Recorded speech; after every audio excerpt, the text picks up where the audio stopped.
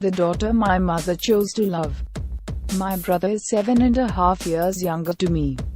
When I got married he was preparing for his 12th boards, and when he got married I was a mother of 2, living in another city, just a few days before his wedding. I remember discussing with my mother about his would-be wife. Although they had been dating for a few years, we did not know her very well then.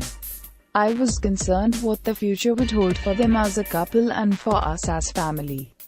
The reason not being as much for the stereotype of this relationship, but also because I worried for my mother. Married at the age of 18, my ma had not seen an easy life. Part of the proverbial big, fat Punjabi family. Ma had nurtured every relationship to the extent that she always put the needs of others before her. Ma was someone who would never react to anyone's rudely spoken words directed towards her, and there were many over the years, including her own flesh and blood, who wounded her soul with their callous words. I was an unhappy witness to far too many such incidents. When I voiced my concern, I remember her telling me that she did not believe that when a girl marries into a family she should be expected to follow the rules of her new family. In fact, it is the responsibility of the in-laws to make her feel at home. I loved her for saying this and hoped for the best. I cautioned her to be careful, to which she replied, as always, what will be will be.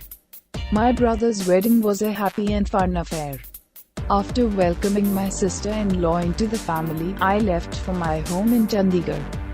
Would my ma's inherent faith in human nature be realized, or would my apprehensions come true? I left it for the time to decide. My mother lived up to her words and left no stone unturned to make the newest member of her family feel welcomed, and my misplaced apprehensions never saw the light of the day as my sister-in-law met her more than halfway there. She embraced each one of us with all our quirks and foibles. It has been 10 years since the day she walked into our house, where her presence brought about a sea change in our family. Her warm and caring nature draws us all closer.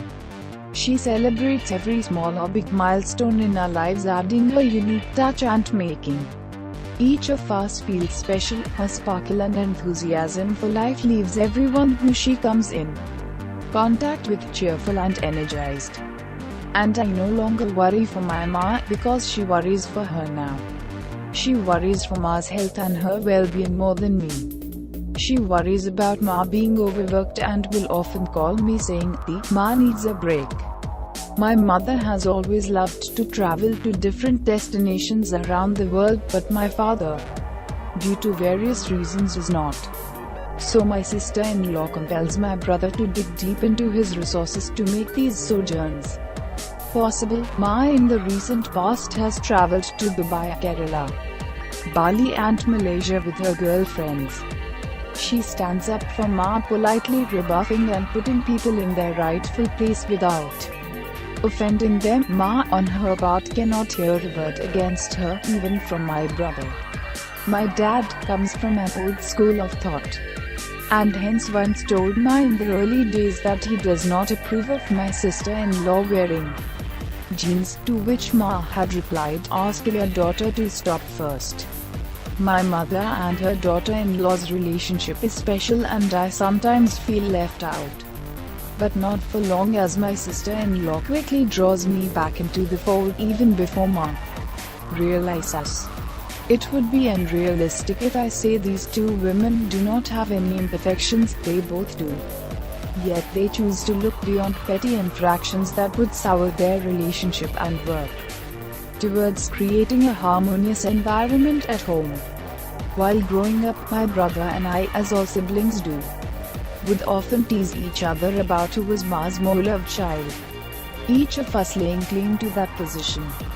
Now we don't, having fortunately lost the fight to the daughter that ma chose to love the most.